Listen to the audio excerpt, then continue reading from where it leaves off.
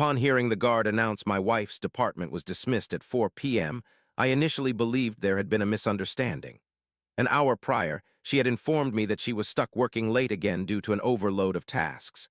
However, as the realization set in, I comprehended that the overtime was fabricated. For the last 3 months, Lauren had been returning home around 10 p.m. Each evening brought a similar tale. A boss who flooded her department with reports, increased their workload, and demanded they stay late. Upon reaching home, she appeared exhausted, dropped her bag, and complained about an impossible manager. I sympathized with her. Indeed, I took on house responsibilities without being asked, preparing dinner for when she arrived, trying to make home a refuge while work was wearing her down. That Friday, a sudden heavy rainfall occurred. Knowing she disliked driving in such conditions, I decided to surprise her by picking her up, easing her burden. I drove towards her downtown office building. The structure was mostly dark. At the reception desk, a security officer looked at me quizzically when I inquired about her whereabouts. Her department had been dismissed at 4, he informed me. She had departed earlier with Mr. Hale, he added. I paused briefly, then thanked him and exited to my truck. The rain persisted. I reasoned that she was likely home already, so I returned. Upon arrival, the house was vacant. Since her department was dismissed at 4, one would think she'd be back by now, considering it was past 7 with the unabated downpour outside. The quietness in the dimly lit rooms felt oppressive. I switched on the lights, seated myself at the kitchen table, and waited. I refrained from calling or messaging her. Instead, the guard's words replayed repeatedly in my mind. My phone remained silent on the countertop, undisturbed. She had left with her superior. Nonetheless, I attempted to compose myself. It's possible the guard made an error. There might be a straightforward explanation I hadn't grasped yet. A little past 9, a vehicle stopped outside. I observed the headlights gleaming on the kitchen window. A minute afterwards, she entered, drenched from the rain, discarding her coat. She placed her bag in its customary location and let out a weary sigh, heavy with exhaustion. "I've just returned," she said. "He detained us for hours." And then events unfolded as they usually did, filled with reports, deadlines, a boss who prolonged meetings excessively. The same dialogues I had heard countless times before echoed in my ears. I didn't disrupt the show. Instead, I simply nodded and inquired if she was hungry. She acted naturally, unaware of anything amiss. For her, it was just another night, and I was merely waiting as I always did. However, I now knew with certainty that she was lying. Yet accusations devoid of evidence would lead me nowhere. What I required now was proof. The following morning, while she remained asleep, I sat at the kitchen table with my phone. For years, we shared one rideshare account, using the same credit card. I hadn't bothered to review its trip history before. However, as I began scrolling back through it, everything seemed ordinary: groceries, salon appointments, lunch dates with her sister. But then, a pattern emerged. The same drop-off location appearing repeatedly, an upscale hotel in the business district. This was unusual because it was close to her office, and the trips were consistently scheduled between 6 p.m. and 7 p.m., which she had always claimed were busy work hours for her. The times on these rides matched exactly with when she told me she was engrossed in reports or still at the office. It was unsettling to see this address pop up again and again at the same time. Despite my hope that it could be an explanation like a client meeting, the pattern persisted. A task unmentioned, yet consistently at the same location. At a specific hour, she swore she was at work. This wasn't mere chance anymore. I noted down the address and closed the app.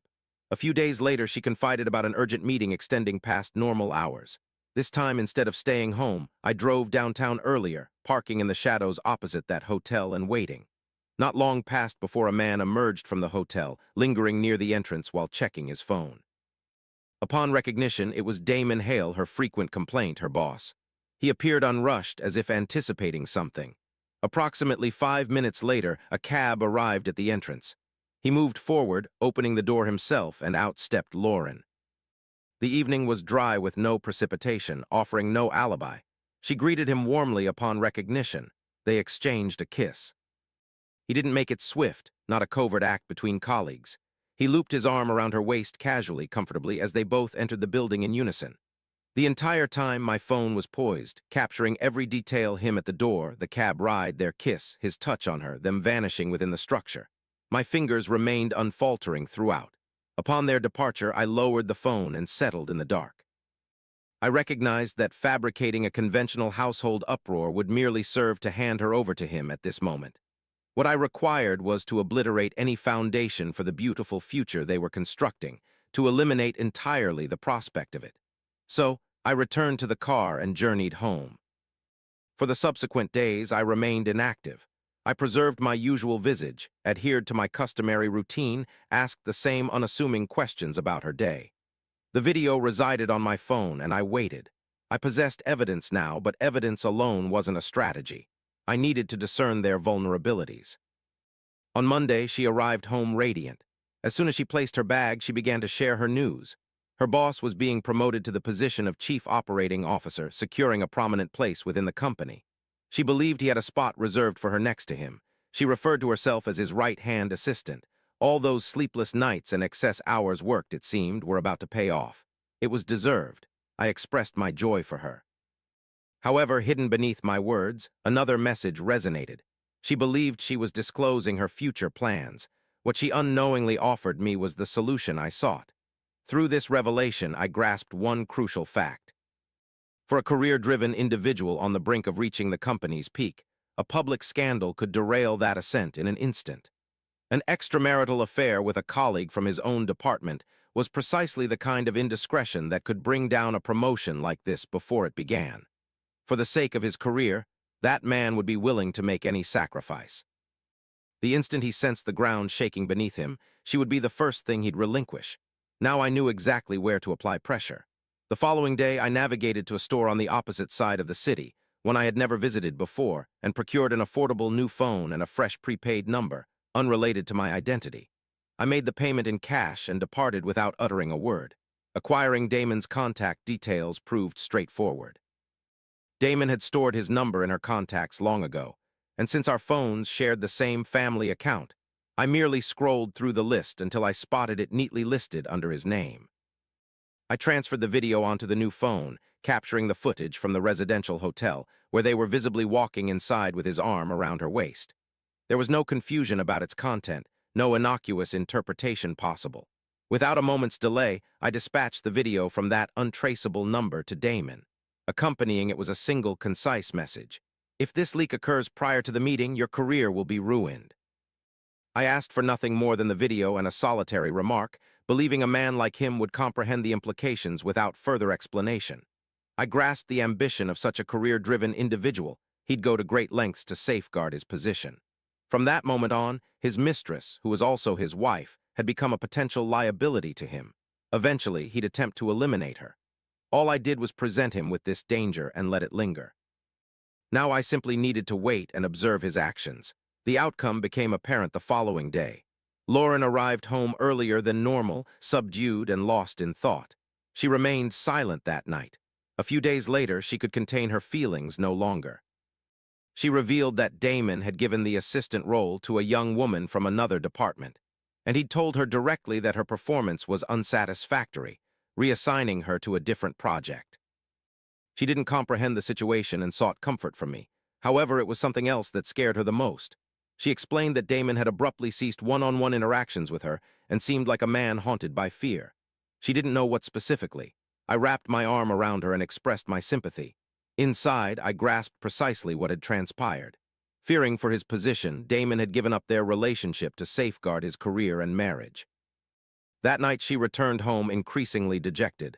One evening, she whispered it without looking at me. "I don't understand what occurred. He exploited me and discarded me." I remained silent, only listening. Now was the moment to deliver the harsh truth, aimed directly at Damon Hale. That very night, I navigated to the company's website and retrieved the contact details for the compliance department. From an unidentified email address, I dispatched them a video from the apartment complex and included some photographs, mentioning that one of the company's upper-level managers was romantically involved with a subordinate and on the brink of a significant promotion. After sending it, I shut down my laptop. Later, Lauren arrived home ahead of schedule. She went directly to the bedroom, slumped onto the sofa, and remained silent for quite some time. I peeked in once and gave her space. I recognized why she couldn't disclose the entire truth. Admitting the affair would have implied confession. For most of the evening, it remained unchanged. Normally, she would be on her phone, dealing with emails, discussing deadlines or meetings. That night, none of that occurred. Her laptop stayed in her bag. Her phone sat unused on the coffee table. At one point, I delivered her a cup of coffee. She thanked me without looking up. Her voice echoed remotely, suggesting her thoughts were engrossed elsewhere. I chose not to inquire. The events unfolding within that corporation didn't necessitate further probing. Over time, she disclosed details. She mentioned an internal probe had been initiated at the company. The decree for Damon's promotion was revoked, and he offered his resignation. Subsequently, she fell silent once more. There was nothing else to convey. Daily, Lauren returned home from work more disheartened than the day prior. Our home's ambience became oppressively dense. From her sporadic, reluctant comments, it was evident she had been marginalized at work. In her new department, her influence waned insignificantly, reduced to a common employee whose viewpoints held no importance for anyone. The phone that once clung to her hand now remained face down on the table for extended periods. She showed no reaction to incoming messages and sat for prolonged durations in profound quietude. She seemed to have been cut off from everywhere, ending all forms of communication. The self-assured, goal-driven woman she once was just a week prior had almost vanished.